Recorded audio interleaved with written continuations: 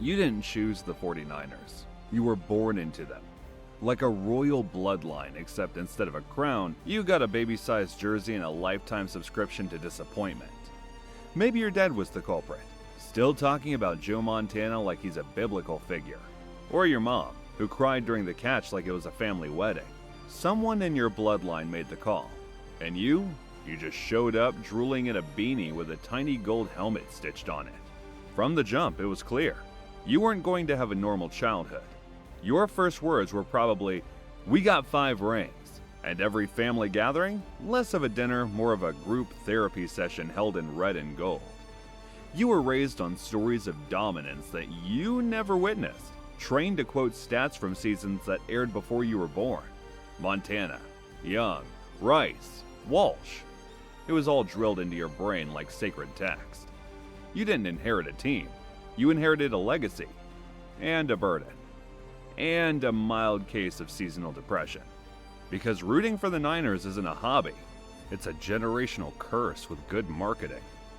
On paper, you're a juggernaut, a cheat code, a walking Madden franchise with maxed out stats and playoff trauma buried just beneath the surface.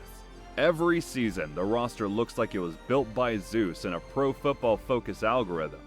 You've got a defense that hits like it's trying to erase bloodlines. McCaffrey runs like he's personally offended by defenders. Kittle blocks like a guard and celebrates like he owns stock in WWE. And Nick Bosa? Just a Greek statue with murder in his eyes. And yet, somehow, you've still got that edge. That calm, quiet swagger that says, "We've been here before." Because you have. A lot. Too much, honestly. No one's running around yelling, "This is our year!" That's for Cowboys fans and unpaid interns. You're more refined in your delusion. You say things like, "If we stay healthy, nobody's stopping us. It's all about peaking in January. Purdy just needs to manage the game." You pretend like you're above hope, but deep down, you're planning your Super Bowl snacks by week 10. Because you're not blindly optimistic. You're historically conditioned to expect greatness, right up until the exact moment it falls apart. Let's be clear, the 49ers don't lose like normal teams. They craft their losses. Each one is hand-carved, slow-cooked, and plated with a sprig of soul-crushing despair. You don't just get eliminated. You become a case study in collapse. Start with 2012, Super Bowl 47. You're 5 yards from glory. The lights literally go out. The football gods try to throw you a bone via blackout. You mount a ferocious comeback. And then call 4 straight plays that scream, "What even is a run game?" Result? Loss. And Ray Lewis rides into the sunset like a linebacker-shaped Disney villain. Then the 2013 NFC Championship. You're a play away. A Super Bowl trip within grasp. And just as Crabtree reaches up for the game winner, Richard Sherman becomes your personal sleep paralysis demon, tipping the ball, ending your season, and immediately launching a WWE promo in real time. Fast forward to 2019, Super Bowl 54. You've got a 10-point lead in the 4th. Mahomes is rattled. The defense is cooking. And then, collapse. Not just any collapse, the collapse. You let the Chiefs go full Super Saiyan in the final minutes, scoring 21 unanswered while Jimmy G sails a would-be game winner into the stratosphere. The overthrow is still circling the earth to this day. 2021 NFC Championship. You've got the Rams on the ropes. And then Tart drops an interception so wide open, it should have come with a ribbon on it. Rams go on to score. You go home to scream into a gold pillow. Then 2022. The NFC Championship becomes a live-action snuff film. Your quarterback's elbow gives out like a folding chair at a tailgate. The backup? Immediately injured. By the second half, you're running the Wildcat with a guy who can't physically throw. Kyle Shanahan calls plays like he's using a Ouija board. You don't lose. You get medically retired from the game. And then came 2023, the rematch, the Super Bowl, your revenge arc. And for 3 quarters, it's working. You're ahead. You're handling Mahomes. The script is writing itself. And then, Mahomes happens. Again, just like 2019. Except this time it's in overtime. New rules, new heartbreak, same result. Your defense gassed, your offense stalling. Travis Kelce turns into a one-man wrecking crew the second you blink. Mahomes marches 75 yards like he's jogging through a preseason walkthrough and wins it. Final score, Chiefs 25, Niners 22. Overtime, on the biggest stage in Las Vegas. You didn't just get beaten, you got re-traumatized by the same guy. And now you're 0-3 in Super Bowls since Y2K. Your last title? 1994. Since then, 5 NFC titles, 0 rings, and a fan base running on fumes and delusion. You're not cursed. That would imply bad luck. You're scripted. Like the universe enjoys dangling glory in your face just to yank it away at the worst possible moment. Like that Geico commercial of the fisherman saying, "Oh, you gotta be quicker than that."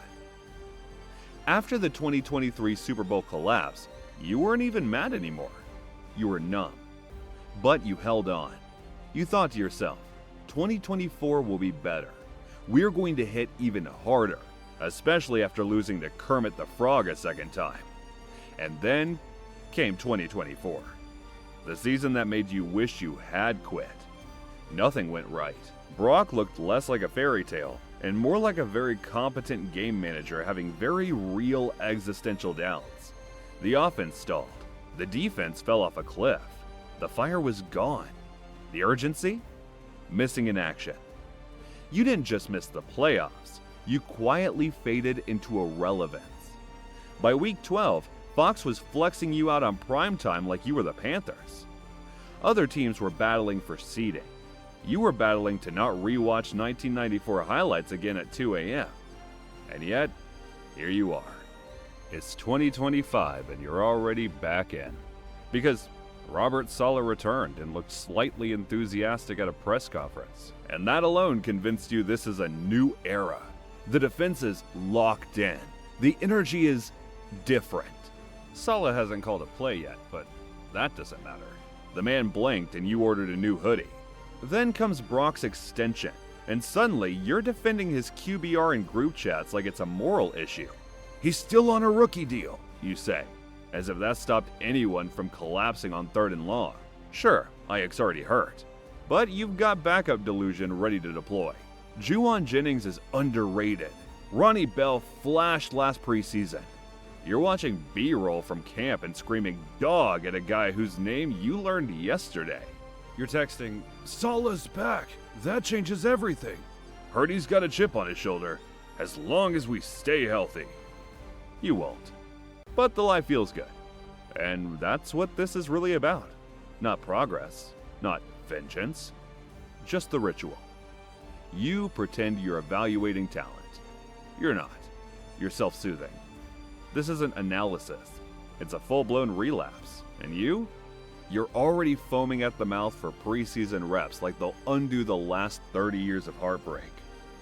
You're in too deep now. This isn't a team. It's your emotional support group and your financial drain. You've spent so much time, money, and psychological energy on the 49ers that quitting would feel like abandoning a child you raised wrong. You don't just wear red and gold. You bleed it. You cry it. You reorder it in a limited blackout alternate colorway and convince yourself that will finally be the jersey that sees a ring. You've got jerseys from every quarterback of the last 15 years. Smith, Kaepernick, Jimmy, Purdy. None of them want a damn thing. But you've kept them all like emotional receipts. You've spent real money, life-altering money on playoff games. Some of you paid a year's salary to fly to Vegas just to watch your team lose to a man who sounds like he should be telling kids to brush their teeth on PBS. The Cowboys may suck, but at least they didn't charge their fans college tuition to get humiliated by Kermit the Frog. Twice. And still, here you are, clinging to loyalty like it's a family heirloom. You say we like you're in the huddle. You yell, "Run the damn ball!" at your TV while balancing nachos on your lap and emotional baggage in your soul. You tell yourself you're above the drama, that you know better, And yet, every offseason, you line up to get hurt again like an ex who just changed their haircut and promised, "This time, I'll be different." You don't even like watching other teams win. You sit there in bitter silence, dissecting their success like a forensic accountant. Yeah, well, let's see them do it with a six-string corner and Kyle Shanahan's trust issues. Every meltdown, every blown lead, every Purdy overthrow is now part of your DNA. You remember where you were when Tart dropped that pick.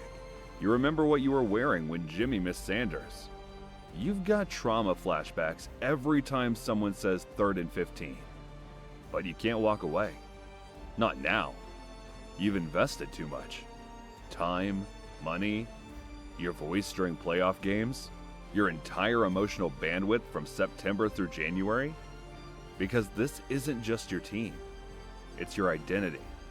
Your generational curse. Your emotionally abusive relationship with a top 5 defense and a bottomless pit of what-ifs. And the worst part? You wouldn't trade it for anything. Bang, bang, Niner gang.